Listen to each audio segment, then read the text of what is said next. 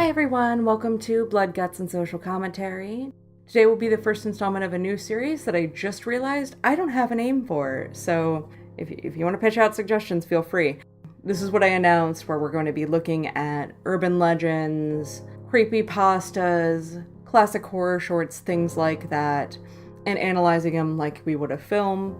Again, this is going to have some guest narrators. My first one is going to be GreyLocke. All of his stuff will be linked in the description below, so if you want to go check him out. Mary Worth lived a long time ago. She was a very beautiful young girl. One day, she had a terrible accident that left her face so disfigured that nobody would look at her.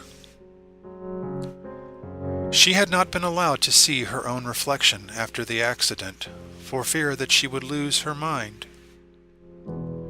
Before this, she had spent long hours admiring her beauty in her bedroom mirror. One night, after everyone had gone to bed, unable to fight this curiosity any longer, she crept into a room that had a mirror. As soon as she saw her face, she broke down into terrible screams and sobs. It was at this moment that she was so heartbroken and wanted her old reflection back that she walked into the mirror to find it, vowing to disfigure anybody that came looking for her in the mirror. So while they never say the name in the story, it's clearly Bloody Mary. She goes by things like Mary Worth, Hail Mary, or the more common Bloody Mary. For those of you that may not be familiar, there is a ritual that goes along with this story of if you turn off the lights in a bathroom and say her name into the mirror 3 times, she'll appear and do various things, normally harm or kill you though. This story has had multiple pop culture iterations. It was referenced in the first urban legend film, and the third sequel was completely about this urban legend, even though it was direct to DVD. It was still in the franchise. Not to mention an entire episode of South Park lampooning the idea, saying if you said Biggie Smalls' name into the mirror 3 times, he would appear. The origins of this legend throughout this entire series are going to be kind of murky, especially with the older ones.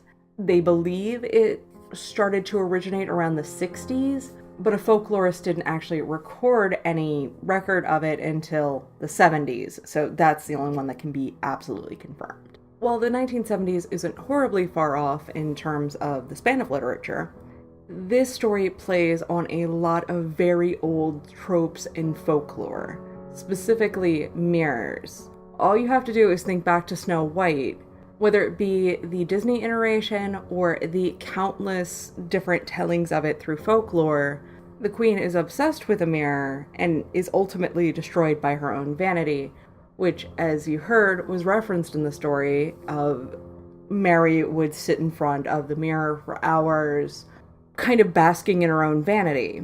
With something as heavy-handed as that, it's kind of hard to avoid the comparison and looking at the 7 deadly sins, one of which being vanity, and how it will eventually lead to somebody's downfall. A very popular superstition through the 18th century, through the 20th century, and even now some cultures still hold it, is turning mirrors to face the wall or covering them up with a cloth in the presence of a dead person. It's speculated there are a couple different reasons for that. It's either signifying the end of all vanity, it is considered a sign of respect for the dead, or, as some others believe, having a mirror out is an invitation for ghostly apparitions to come through the mirror. Because remember, we're talking 18th century here, wakes in homes were not uncommon, and some cultures, again, still do them in their houses. So having a mirror near the presence of a dead body wasn't so out of the norm as it might sound. The story also demonstrates the perils of trying to play with the supernatural.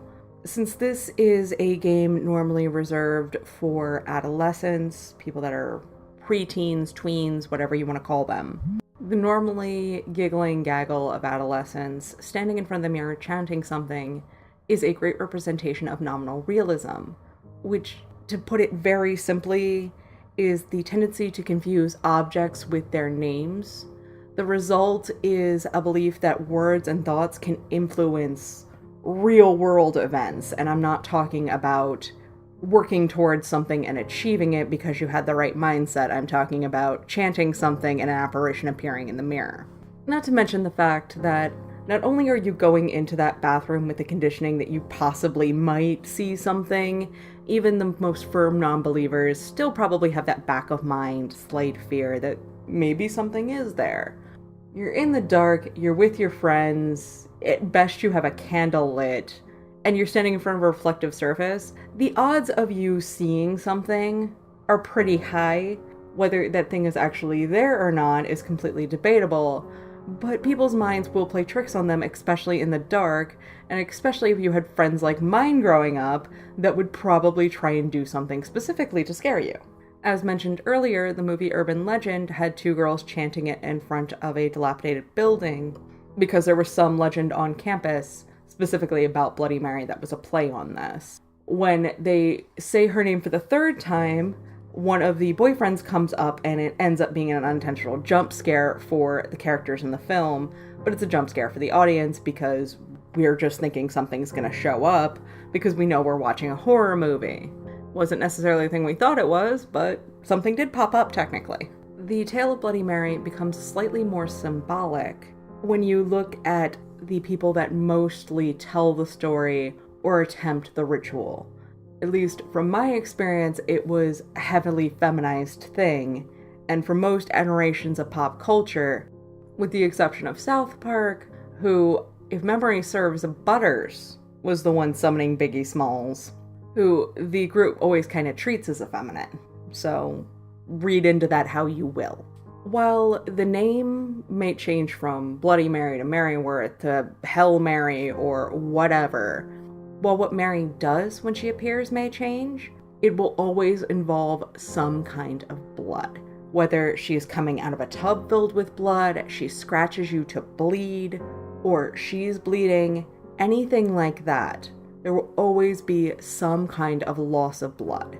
And while we're talking about a story that typipally gets told by prepubescent girls, it's pretty clear what this is an allegory for, and it's a coming of age kind of ritual thing. Most people hear the story from either an older sibling or somebody at school that's older. It's one of those classic gets passed down from the big kids to the younger kids that are about ready to become big kids.